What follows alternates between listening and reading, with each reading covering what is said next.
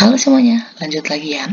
Untuk kali ini kita akan bahas, ini bukan soal, tapi ini penjelasan materi tentang analisis laboratorium pendidikan ya, tentang PLP-nya. Oke, kita lihat nih.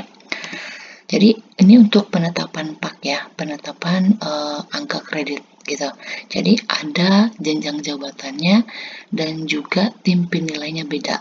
Dan juga pejabat penetap PAK-nya itu juga beda. Oke, kita bahas yang pertama. Kalau untuk bagian yang pertama, yaitu pejabat pimpinan tinggi madya yang membidangi sumber daya iptek dan dikti, ini untuk Kemenrisdikti, itu untuk jenjang jabatan ahli madya di lingkungan Kemenrisdikti, perguruan tinggi dan instansi di luar, oke, Kemenrisdikti. Oke, jadi kalau ya ahli madya berarti yang dari keahliannya, ini tim penilainya itu adalah tim penilai pusat, gitu. Terus jika pejabatnya itu adalah pejabat pimpinan tinggi pratama yang membidangi sumber daya iptek dan dikti pada Kemenrisdikti, berarti ini untuk jenjang jabatan terampil dan mahir dan ahli madya di lingkungan Kemenrisdikti. Oke, dan ini juga tim penilainya adalah tim penilai pusat. Sedangkan kalau untuk yang ketiga, kalau dia pejabatnya, itu adalah pejabat pimpinan tinggi pratama yang membidangi pembinaan karir sumber daya iptek dan dikti di Kemenrisdikti. Ini untuk jenjang jabatan terampil dan mahir dan ahli pertama di lingkungan Kemenrisdikti. Oke, dan ini juga tim penilainya adalah tim penilai pusat. Gitu ya. Terus kalau yang untuk yang keempat, pejabatnya ini ya, paling rendah pejabat pengawas yang membidangi jabatan fungsional peranata laboratorium pendidikan kepada pejabat pimpinan tinggi pratama yang membidangi pembinaan karir sumber daya iptek dan dikti di Kemenrisdikti. Ini untuk jenjang jabatan terampil dan mahir dan ahli pertama di lingkungan Kementerian Riset, Teknologi, dan Pendidikan Tinggi. Sedangkan ini tim penilainya itu udah berasal dari tim penilai unit kerja ya, jadi bukan dari tim penilai pusat lagi. Oke. Terus selanjutnya kalau pejabatnya itu berasal dari pimpinan perguruan tinggi, berarti ini untuk jenjang jabatan terampil dan mahir dan ahli pertama di lingkungan perguruan tinggi. Oke, dan tim penilainya itu adalah tim penilai perguruan tinggi. Jadi ya berasal dari perguruan tinggi itu sendiri. Selanjutnya, pejabat penetap PAK-nya adalah kepala laboratorium perguruan tinggi atau pimpinan fakultas atau jurusan pada perguruan tinggi kepada pimpinan perguruan tinggi. Ini untuk jenjang jabatan terampil dan mahir dan ahli pertama di lingkungan perguruan tinggi. Dan untuk tim penilainya itu adalah tim penilai perguruan tinggi. Oke, selanjutnya yang terakhir yaitu jika pejabat penetap PAK-nya itu adalah pejabat pimpinan tinggi pratama yang membidangi kepegawaian pada instansi pemerintah, ini di luar ya, di luar Kemenrisdikti, berarti ini untuk jenjang jabatannya adalah terampil dan mahir dan ahli pertama di lingkungan instansi di luar Kemenrisdikti. Kayak gitu, berarti tim penilainya adalah tim penilai instansi. Kayak gitu. Jadi misalkan ini kan untuk PLP ya. Jadi PLP-nya itu adalah bukan maksudnya peranata laboratoriumnya itu adalah bukan untuk pendidikan, bukan untuk di kampus atau bisa jadi untuk laboratorium kesehatan. Itu tim penilainya adalah instansinya. Begitu ya. Oke, selanjutnya ini. Kalau untuk jenjang jabatan, sebelumnya juga mungkin udah ada kita bahas di soal, ini tuh memperjelas aja. Jadi, untuk jenjang jabatan fungsional peranata keterampilan itu ini dari urutan paling rendah ya sampai yang tertinggi. Jadi yang paling rendah itu adalah peranata laboratorium pendidikan terampil, terus setelah itu peranata laboratorium pendidikan mahir, dan yang paling tinggi itu adalah peranata laboratorium pendidikan penyelia. Oke, ini untuk yang keterampilannya yang berasal atau maksudnya lulusannya itu adalah dari D3 atau yang setara. Sedangkan kalau untuk jenjang jabatan fungsional Pranata Laboratorium Pendidikan yang kategori keahlian ini yang lulusannya itu dari S1 ya, yang paling rendahnya. Oke, dari jenjang terendah sampai jenjang tertinggi itu adalah yang paling rendah Pranata Laboratorium Pendidikan Ahli pertama, baru Pranata Laboratorium Pendidikan Ahli Muda, dan yang paling tinggi itu adalah Pranata Laboratorium Pendidikan Ahli Madya. Oke, sekarang nih kita lihat dari jenjang golongan ruang sama angka kreditnya ya. Jadi kalau untuk yang keterampilan, oke ini untuk kategori keterampilan dulu ya. Jika jenjangnya itu adalah terampil, berarti yang paling rendah, itu golongannya bisa dibedakan menjadi dua, yaitu golongan 2C dan golongan 2D. Nah, sedangkan kalau untuk golongan 2C itu angka kreditnya itu 60. Sedangkan kalau 2D itu angka kreditnya 80. Oke.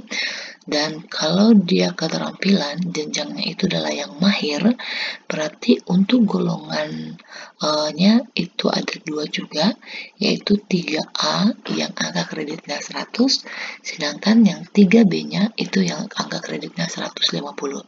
Oke, sedangkan kalau untuk yang keterampilan yang paling tinggi ya, yaitu penyelia, golongan ruangannya yaitu 3C, ini angka kreditnya 200, sedangkan 3D-nya itu 300. Oke, sedangkan kalau untuk yang keahlian, ahli pertama atau yang paling rendah itu golongannya 3A dengan angka kreditnya 100 dan 3B angka kreditnya 150. Oke, jadi ini sama ya angka kreditnya antara keahlian ahli pertama dan keterampilan mahir. Gitu.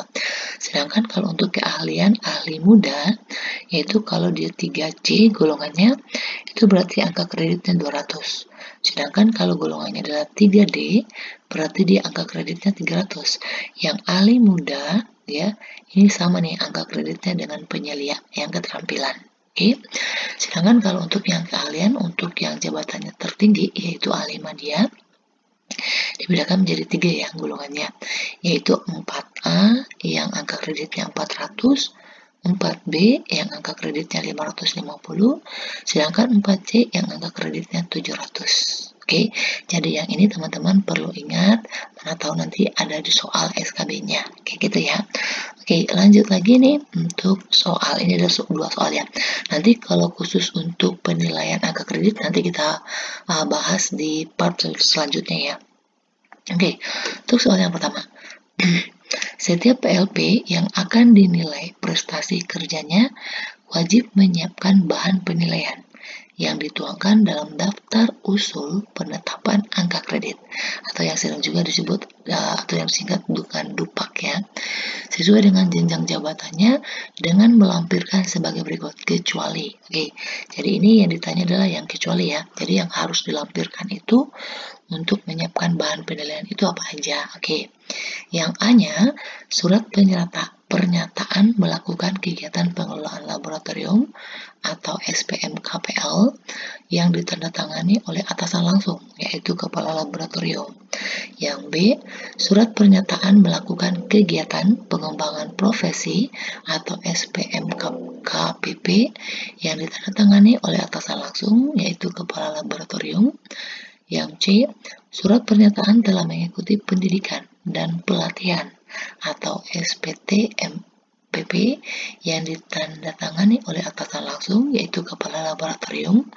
D, fotokopi SK kenaikan pangkat terakhir. E, fotokopi DP3 1 tahun terakhir bagi yang mengusulkan kenaikan jabatan atau 3 tahun terakhir bagi yang akan naik pangkat. Oke, jadi jawaban yang benar itu adalah yang E ya. Jadi ini yang kecualinya. Jadi salahnya itu di mana? Yang ini. Jadi bukan 3 tahun terakhir, tetapi 2 tahun terakhir itu udah bisa ya untuk menyiapkan, maksudnya penilaian untuk naik jabatan kayak gitu. Jadi bukan 3 tahun. Oke, lanjut untuk soal yang kedua. Ini soal yang terakhir ya, jadi cuma ada soal doang.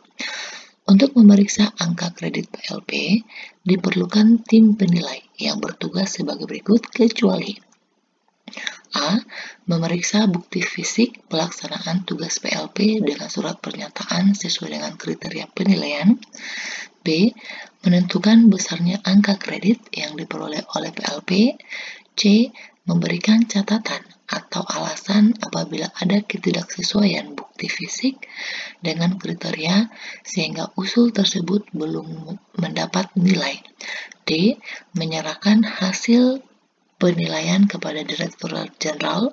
E. Menandatangani hasil penilaian. Oke, jadi jawabannya ini sesuai dengan ini ya. Ada undang-undangnya, yaitu tugas tim penilai. A. Memeriksa bukti fisik, jadi ada bukti fisiknya ya. Pelaksanaan tugas PLP dengan surat pernyataan sesuai dengan kriteria penilaian. B. Menentukan besarnya angka kredit yang diperoleh oleh PLP. C. Menandatangani hasil penilaian. D. Memberikan catatan atau alasan apabila ada ketidaksesuaian bukti fisik dengan kriteria sehingga usul tersebut belum mendapat nilai. E. Menyerahkan hasil penilaian kepada tim sekretariat. Oke, jadi jawabannya yang bukan itu adalah yang D. Oke, jadi menyerahkan hasil penilaiannya bukan kepada Direktur Jenderal, tetapi kepada tim sekretariat. Oke, demikian dulu untuk pembahasan materinya ini. Nanti selanjutnya kita akan bahas tentang bagaimana menghitung angka kredit seorang PLP. Oke, demikian dulu. Please jangan lupa subscribe dan share ya. Terima kasih.